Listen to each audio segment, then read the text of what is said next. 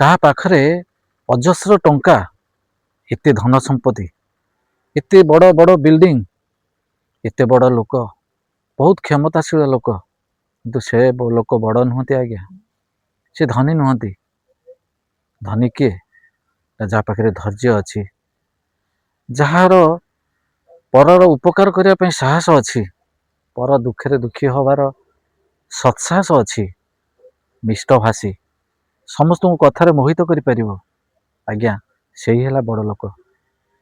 ସେ ସଂସାରରେ ଚିର ଅମର, ତାକୁ ଲୋକ କେବେ ହେଲେ କଦାପି ଭୁଲି ପାରିବେ ନାହିଁ। ତେଣୁ ଆମେ ସମସ୍ତେ ସେଇଭଳି ହେବା ଦରକାର। ଜୀବନରେ ଯାହା କିଛି ରୋଜଗାର କରୁଛେ ନା, ସବୁ ସେ ଈଶ୍ୱରଙ୍କ ଠାରେ ସମର୍ପି ଦେବା ଦରକାର।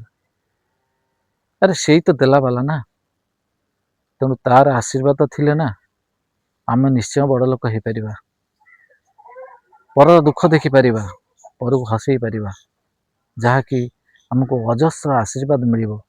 ଟଙ୍କା ନୁହେଁ ଆଜ୍ଞା, ଆଶୀର୍ବାଦ ହିଁ ଆମର ମୂଳ ସମ୍ପଦ, ସେହି ହିଁ ଧନ। ସେ ଆମକୁ ଚିର ଅମର କରି ରଖିବ ଆଜ୍ଞା। ରହିଲି, ନମସ୍କାର।